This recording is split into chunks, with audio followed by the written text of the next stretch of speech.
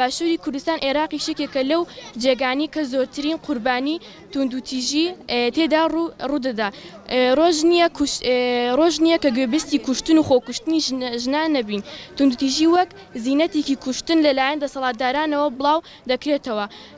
لە هەموو یەکەکانی ژیاندا بە شێوەیەکی سیستەمات جێگیر کراوە. بە جۆرێک کۆمەڵگەکەمان بۆ بە قەسابخانە بۆ چەندین جار لەلایەن ڕێکخراوی مافی مرۆڤ نێودەوڵەتی کە هۆشیاری دراوەتەوە حکوومەتی هەرێمی کوردستان بە هۆکاری بڵندبوونی بێ سنووری کوشتن و خۆکوشتنی ژنان.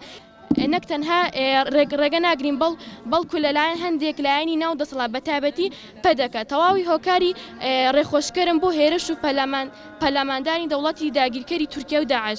ئێستا باشووری کوردستان بە گشتی هەرێمی کوردستان بەتایبەتی ڕوبەڕووی جێگیر داگیرکەری سەربازی و ئابووری سیاسی و کولتوری بۆ تەلایەنی دەوڵەتی داگیرکەری تورکیاوە. ئێمە وەک ڕێکخراوی ژنانی ئازادی کوردستان پێمان وایە سەرچاوەی قەیرانی ئابووری کوردستان سیاسیەکان هەموو سەرچاوەکەی داگیرکەرانی تورکیا بەشدار تەواوی داهات و سەروەت و سامان وڵاتەکەمان کە دەکەنە گیرفانی داگیرکەرانەوە.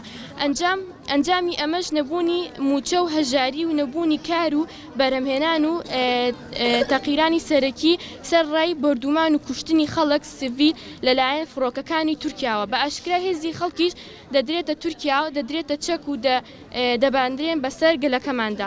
ئەوەی بە ئاشکرا هەمومان دەبینی داگیرکەری بەرهەمی زیمەتێکی توندوتیژیە. توندوتیژیش بەرهەمێکی زینەتی داگیرکەر و دەسەڵاتدارە. ئەوەی باجەکەی دەدا بە پێوانی یەکەمە. ئێمەی ژنانین. دەرئەنجامەکەش ئەوەیە کە ڕێژەی توندوتیژی کەم نەبووتەوە بەڵکو ڕۆژ بە ڕۆژ لێ زیادبووندایە.